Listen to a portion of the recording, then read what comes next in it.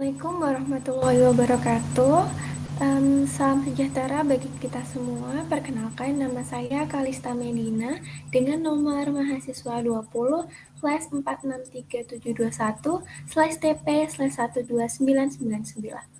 Baik, pada hari ini dan pada kesempatan kali ini saya akan menyampaikan hasil review jurnal yang sudah saya lakukan mengenai jurnal berjudul Cooking of Short, Medium, and Long Grain Rice in Limited and Excess Water, Effect on Microstructural and Characteristic and Gastro Small Intestinal Stratification in Vitro yang terdapat pada Jurnal Food Science and Technology volume 146 tahun 2021.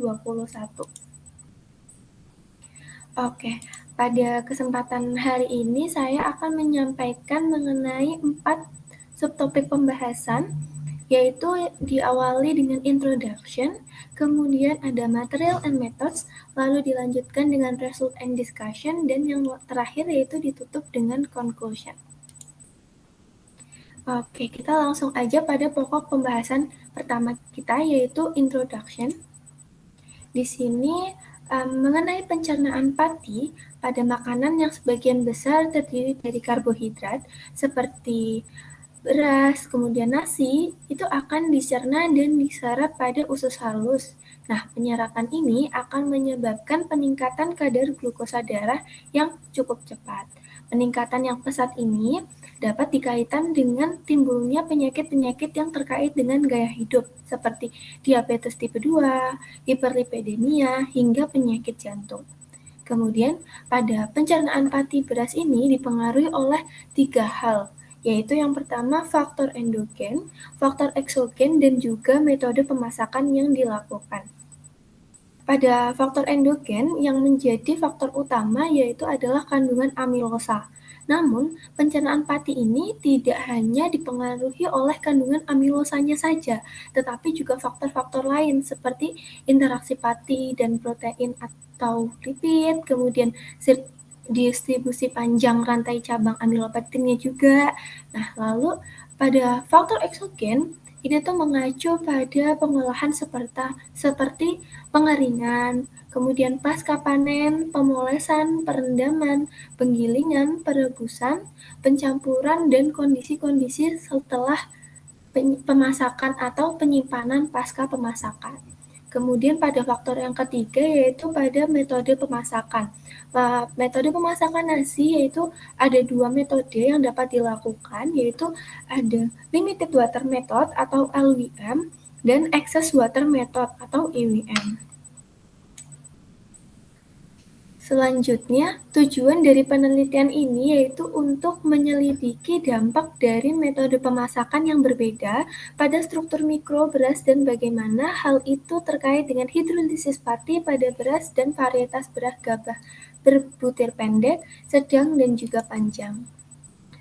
Oke, selanjutnya kita akan beralih pada sub pembahasan kita yang kedua yaitu material and methods. Pada subtopik material ini, di jurnal ini kita digunakan 3 varietas beras, yaitu yang berukuran pendek, berukuran panjang, dan berukuran sedang yang sebelumnya sudah disimpan pada lemari es pada suhu 40 derajat Celcius. Kemudian material yang lain yaitu ada simulasi cairan lambung yang dipersiapkan menggunakan enzim pepsin dan cairan usus simulasi atau SIF yang disiapkan menggunakan enzim pankreatin invertase dan amiloglukosidase. Berikut merupakan tahapan dari preparasi sampel itu sendiri. Nah, untuk mendapatkan sampel nasi matang itu digunakan metode pemasakan LWM dan EWM yang diaplikasikan pada ketiga varietas gabah. Kemudian untuk proses pemasakan menggunakan metode LWM ini, sebanyak 40 gram gabah akan direndam dalam 60 ml air reverse osmosis atau air RO dalam gelas kimia 100 ml selama 30 menit pada suhu kamar. Kemudian gelas yang berisi biji-bijian itu direndam dan dimasukkan ke dalam rice cooker listrik dengan 250 RRO yang dituangkan di sekitar gelas sebagai media panas dan dimasak selama kurang lebih 35 menit, diikuti dengan proses pengukusan selama 10 menit. Kemudian untuk metode pemasakan menggunakan metode EWM ini, sebanyak 30 gram gabah akan direbus dalam 500 ml air RO yang sudah matang di dalam panci. Kemudian waktu memasaknya ini ditetapkan sebagai kapan beras itu sudah tidak ada inti putihnya lagi. Nah, untuk cara mengetahui apakah beras tersebut masih ada inti putih atau tidak, itu dapat dilakukan dengan mengambil sedikit sampel dan diletakkan pada um, 2 slide kaca dan dikompresi dan dilihat apakah pada kaca yang dikompres tersebut masih ada inti putih pada berasnya atau tidak. Jika tidak, berarti beras tersebut sudah dianggap matang.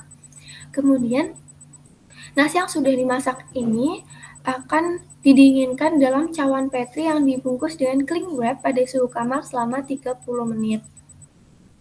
Selanjutnya, um, biji yang sudah beras yang sudah dimasak dan didinginkan itu akan melalui proses prapembekuan pada suhu 20 derajat Celcius selama 24 jam.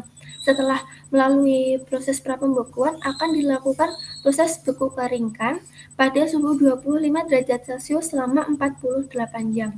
Nah, kemudian setelah melalui proses beku kering, itu butir beras akan digiling dan disaring menggunakan mesh yang berukuran 0,5 mm.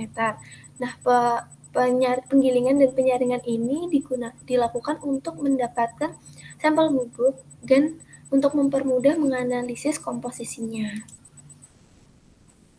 Selanjutnya, yaitu ada moisture content dan water absorption. Pada kadar air gabah itu akan dianalisis menggunakan standar yang sudah ditetapkan oleh AOAC. Biji-bijian ini yang telah dimasak akan dikeringkan pada suhu 105 derajat Celcius selama 24 jam dalam pengering udara dan kadar airnya dihitung sebagai perbedaan berat sebelum dan sesudah pengeringan. Kemudian, untuk mengukur penyerapan air dilakukan dengan cara merendam biji-biji mentah pada waktu dan suhu tertentu. Biji-bijian tersebut yang berkisar pada berat 2 gram akan ditempatkan dalam jaring plastik. Kemudian, biji tersebut ditimbang dan ditempatkan ke dalam tabung reaksi yang berisi 40 ml air RO dan ditempatkan dalam penangas air pada suhu 30 dan 90 derajat Celcius untuk mensimulasikan proses perendaman dan juga pemasakan. Biji-biji tersebut akan direndam pada kurun waktu tertentu, yaitu selama menit ke-5, 10, 15, 20, 30, 60, 90, 120, dan 180 menit pada masing-masing suhu. Kemudian setelah direndam, kantong tersebut akan dikeluarkan dari air dan kelebihan air akan disekam menggunakan kertas tipis. Lalu kantong yang sudah diseka tersebut akan ditimbang kembali dengan ketelitian 0,1 mg untuk menentukan jumlah air yang diserap. Selanjutnya, untuk memperkirakan kadar air selama perendaman itu dapat digunakan rumus keseimbangan sebagai berikut.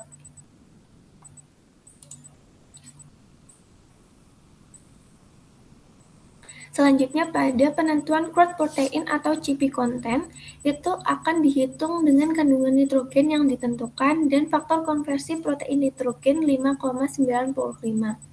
Kemudian, untuk apparent amylose atau AA dan starch content, itu kandungan AA dari butir berasnya akan diukur menggunakan metode yang sudah dijelaskan oleh Tamura. Sedangkan pada kandungan TS atau RS, TS merupakan total start dan resistant start dalam sampel bubuk ditentukan menggunakan kit pati resisten, yaitu KRSTAR 0811 Magazine International Ireland. Kemudian ada penentuan in vitro gastro small intestinal start digestion and kinetic of start hydrolysis. Nah, model pencernaan yang digunakan itu adalah model pencernaan in vitro usus halus 2 tahap yang sudah dijelaskan dan disimulasikan oleh Tamura et al. Kemudian, untuk persentase hidrolisis pati akan dihitung menggunakan persamaan berikut.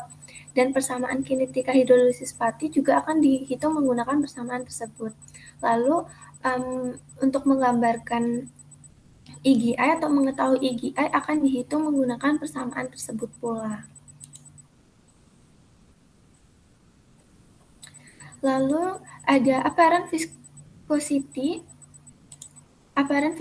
of rice pre and post digestion.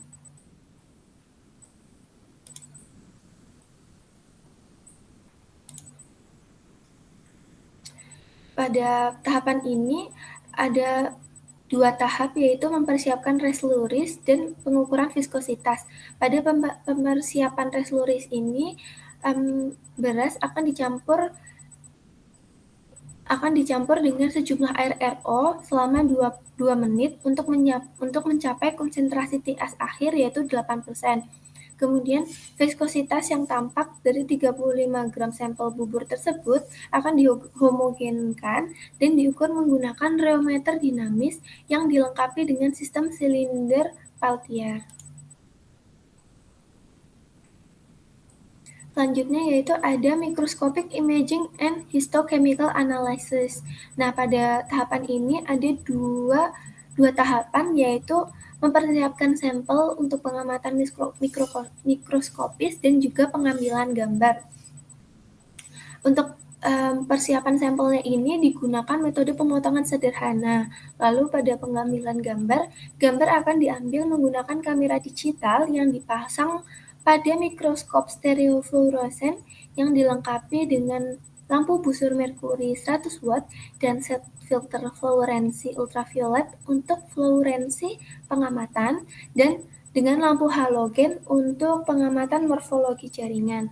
Kemudian gambar yang sudah diambil tersebut akan diproses dan juga dianalisis menggunakan perangkat lunak grafis software seperti Penshop, Procorel, Ottawa, dan juga Kanada. Selanjutnya yaitu ada statistical analysis. Pada tahapan ini, hasil akan dihitung sebagai mean standard deviasi. Kemudian analisis statistik dilakukan dengan software R. Lalu perbandingan antara metode memasak digunakan dengan UGT. Lalu koefisien korelasi produk moment percent digunakan sebagai ukuran korelasi linear antara sifat beras yang berbeda. Oke, baik, kita sudah sampai pada topik pembahasan yang ketiga, yaitu mengenai result and juga discussion. Pertama-tama, ini ada cooking times and water absorption. Pada subtopik ini dapat dilihat terdapat dua grafik yang menggambarkan pada water absorption di dua metode pemasakan, yaitu pada gambar A yang di sebelah kiri merupakan water absorption pada metode pemasakan LWM, dan grafik di sebelah kanan yang grafik B merupakan grafik dari proses pemasakan IWM. Pada tahapan ini dilakukan perendaman pada dua suhu yang berbeda, yaitu pada suhu 30 dan suhu 90 derajat Celcius. Pada perendaman tersebut, kadar gabah mentahnya itu sekitar 13,3 pada 13,3 pada gabah mentah yang direndam pada suhu 30 derajat Celcius dan 13,7% pada gabah mentah yang direndam pada suhu 98 derajat Celcius. Kemudian selama perendaman ini pada suhu 30 derajat Celcius, kadar air beras berbutir panjang meningkat sebelum mencapai kesetimbangan. Sebaliknya, kadar air berbutir beras pendek dan juga sedang mencapai kejenuhan setelah 120 menit. Lalu ME tertinggi didapatkan pada bulir beras berukuran sedang, yaitu sekitar 70,3% dP, lalu diikuti dengan beras bulir pendek yaitu pada 70% dP, dan yang terakhir yaitu bulir panjang pada 43,4% dP. Sedangkan nilai K1 tertinggi didapatkan pada beras bulir panjang yaitu sekitar 0,039 per menit, lalu diikuti dengan bulir pendek sekitar 0,020 per menit, dan bulir sedang sebesar 0,015 per menit. Kemudian pada saat perendaman pada suhu 90 derajat Celcius, selama 30 menit kadar air gabah meningkat secara linear. dengan urutan bulir beras panjang, lalu diikuti bulir beras pendek, dan juga bulir beras sedang. Peningkatan penyerapan air gabah beras pada suhu 98 derajat Celcius ini dapat disebabkan oleh peningkatan pati yang sudah tergelatinisasi.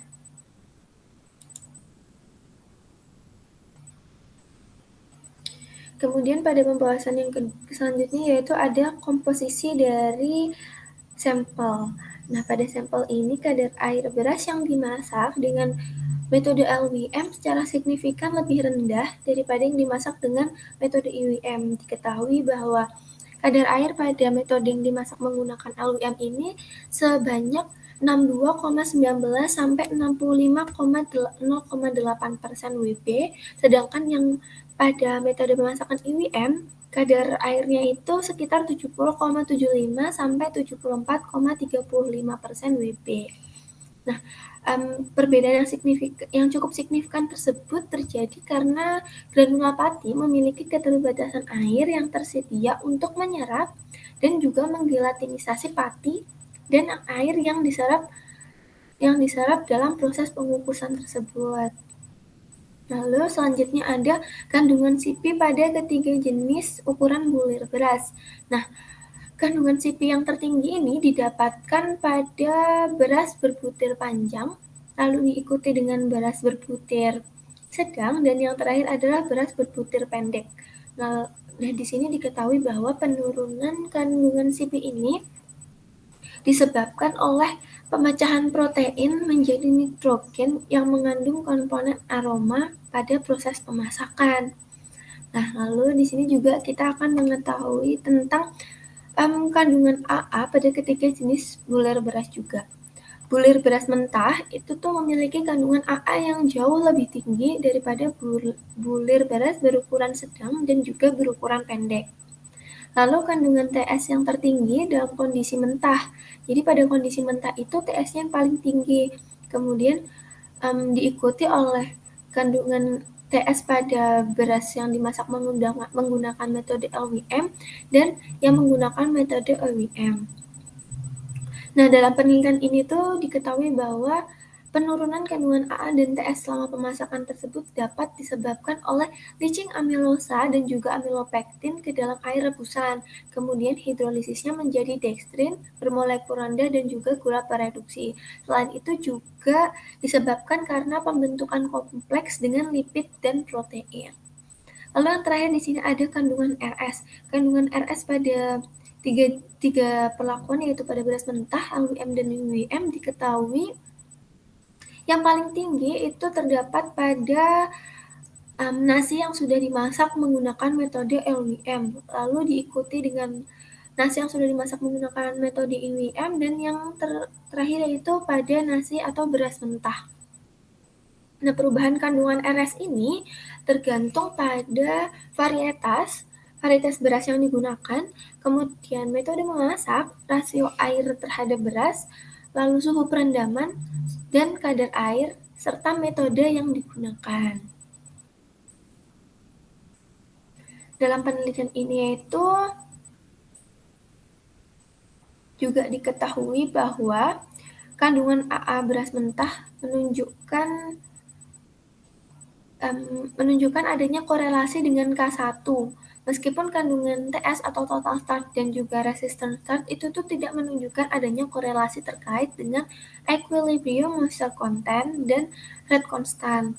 Nah, lalu kandungan AA mentah dan kandungan AA pada nasi yang dimasak menggunakan kedua metode yaitu metode LWM dan IWM memiliki hubungan yang positif dan cukup signifikan dengan kandungan RS. Selanjutnya di sini kita akan membahas mengenai starch hydrolysis during in vitro gastro small intestinal digestion. Pada pembahasan ini terdapat 3 kurva atau 3 grafik di mana grafik ini menunjukkan perubahan starch hydrolysis selama penyerapan in vitro di usus halus, yaitu pada grafik yang A merupakan grafik pada sampel beras berbutir pendek, grafik B adalah grafik pada sampel beras berbulir sedang, dan grafik C merupakan pada sampel beras berbulir panjang. Lalu di sini kita ketahui selama 30 menit pertama itu hidrolisis pada hampir semua sampel itu adalah 0 karena kurangnya enzim amilopektik di SGF.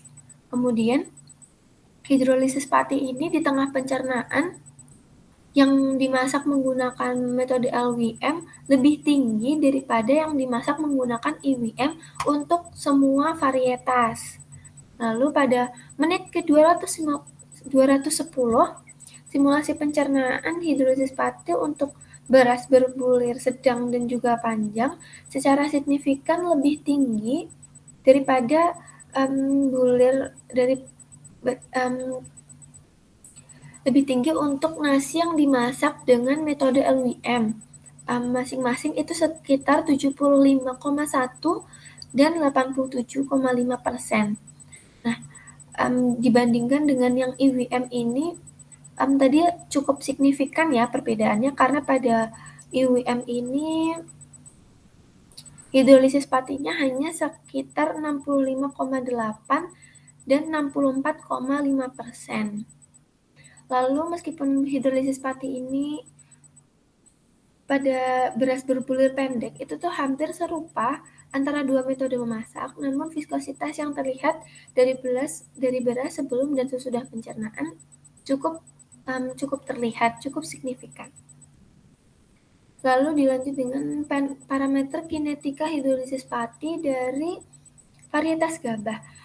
Nah, beras medium dan juga beras panjang, beras sedang dan beras panjang ini yang dimasak menggunakan LWM menunjukkan equilibrium starch hydrolysis atau C infinity ini lebih tinggi yaitu 87,7 dan 91,6%. Sedangkan beras medium dan juga beras panjang yang dimasak menggunakan IWM ini C infinity-nya atau equilibrium starch hydrolysisnya hanya sekitar 66,8 dan 66,8%. Jadi keduanya itu sebesar 66,8%. Kemudian pada C infinity di bulir beras pendek yang dimasak menggunakan LWM adalah sebesar 75,7 dan pada metode pemasakan IWM sebesar 78,4%. Jadi perbedaannya tidak terlalu signifikan seperti pada bulir beras panjang dan juga bulir beras sedang. Lalu dilanjut adanya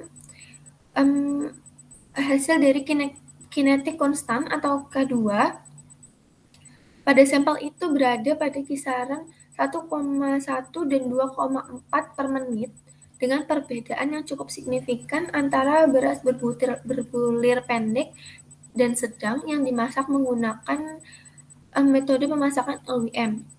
Gitu ya. Lalu di sini R2 yang tinggi itu R2 itu tinggi untuk semua sampel yang digunakan pada penelitian, yaitu berkisar sekitar 0,984 dan 0,996. Kemudian hasil RMSE yaitu cukup rendah, berkisar pada 2,188 dan 4,732. Lalu estimate glycemic index atau EGI secara signifikan cukup tinggi untuk nasi berbulir pendek dan juga panjang yang dimasak dengan metode LWM daripada butir sedang. Lalu di sini juga diketahui bahwa C infinity, K2, dan juga EGI gabah masing-masing dipengaruhi oleh cara pemasakan, varietas, serta cara pemasakan dan varietas. Hal ini ditunjukkan dari perbedaan nilai-nilai yang didapatkan berdasarkan proses pemasakan menggunakan metode LWM dan IWM. Kemudian pada ketiga jenis beras itu juga nilainya berbeda-beda.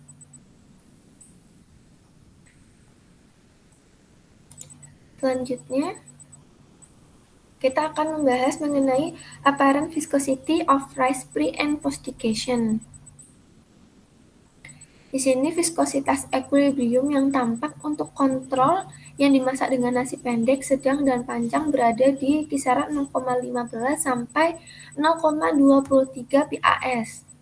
Sedangkan viskositas semua sampel ini tuh menunjukkan hasil yang turun di kisaran yang lebih rendah pada 2,6 sampai 4,6 MPAS. Hal tersebut terjadi karena penambahan SIF pekat.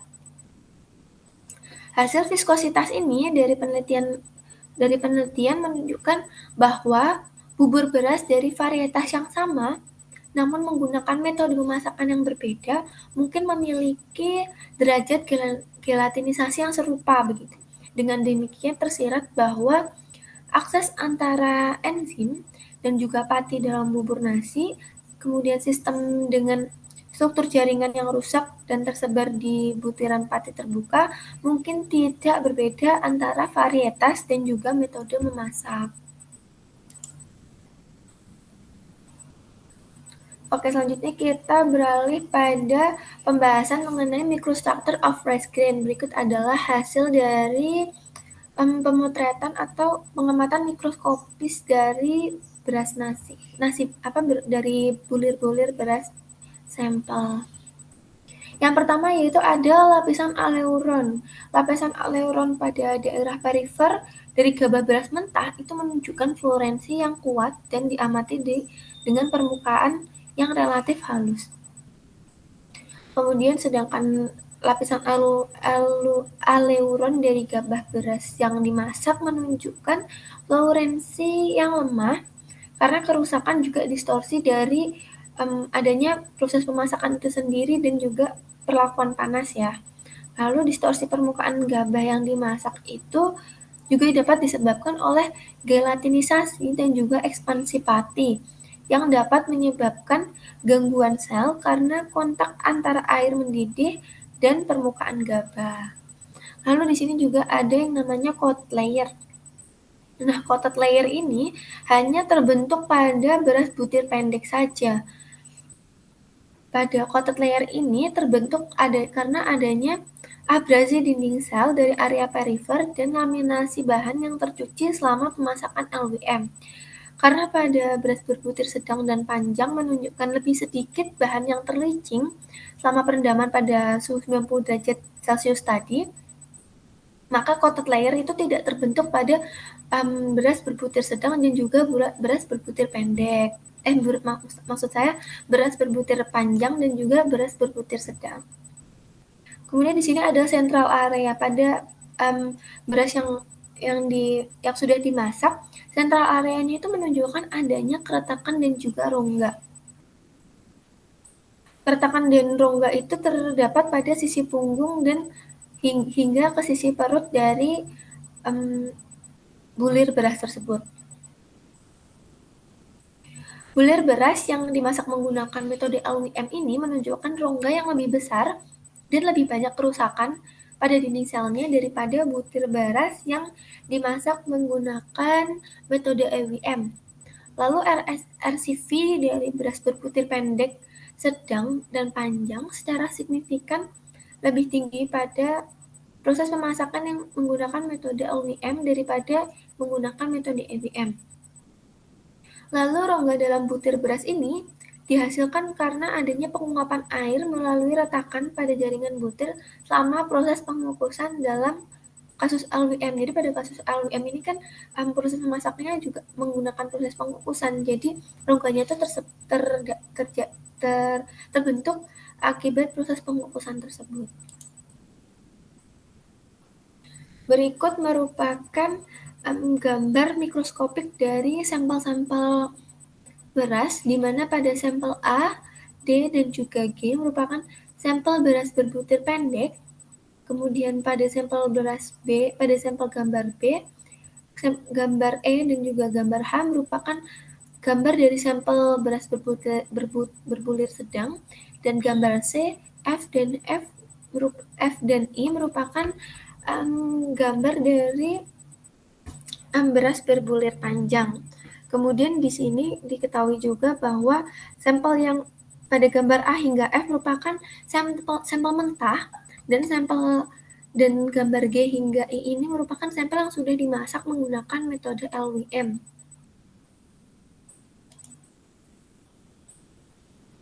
Berikut adalah lanjutan gambarnya. Di sini pada gambar I, M, dan P merupakan beras berbulir pendek, K, N, dan G berbulir sedang, I, O, dan R berbulir panjang. Di sini J hingga L itu sudah dimasak menggunakan LWM, dan M hingga R sudah dimasak menggunakan metode IWM.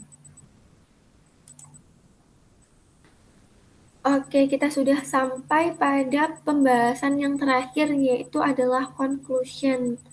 Nah, pada kesimpulannya pada penelitian ini yaitu terdapat 5 poin, di mana pada poin pertama, parameter kinetika hidrolisis pati yaitu C infinity, K2, dan IKA pada butir beras dipengaruhi oleh metode pemasakan, varietas, serta metode pemasakan dan varietas. Kemudian kadar air, CP, TS, dan juga RS beras bervariasi tergantung pada metode memasak, dan parameter ini tidak berkorelasi langsung dengan pencernaan pati butir beras. Lalu, LWM dapat menyebabkan gangguan substansial pada struktur jaringan nasi jika dibandingkan dengan IWM, terlepas dari varietas berasnya. Lalu di sini kerusakan struktural internal mungkin telah menyebabkan terjadinya difusi SEF ke dalam inti biji-bijian dan mempercepat hidrolisis pati selama pencernaan pati in vitro. Dan yang terakhir atau poin yang terakhir yaitu pencernaan pati dari butiran beras yang dimasak terkait erat tidak hanya dengan kandungan komponen dan viskositas yang tampak saja, tetapi juga dengan gangguan struktural jaringan tergantung pada metode pemasakan. Oleh karena itu, pengendalian GI beras dapat dilakukan dengan metode pemasakan yang mempertimbangkan karakteristik mikrostrukturnya juga. Oke, begitu. Saya sudah menyampaikan seluruh hasil dari review jurnal saya. Semoga informasi-informasi dan ilmu-ilmu yang saya sampaikan dapat bermanfaat dan juga memberikan ilmu yang baru buat teman-teman yang menonton video ini. Semoga sekali lagi saya ucapkan terima kasih untuk perhatian dan waktunya. Semoga ilmunya bermanfaat. Oke, sampai jumpa lagi. Terima kasih.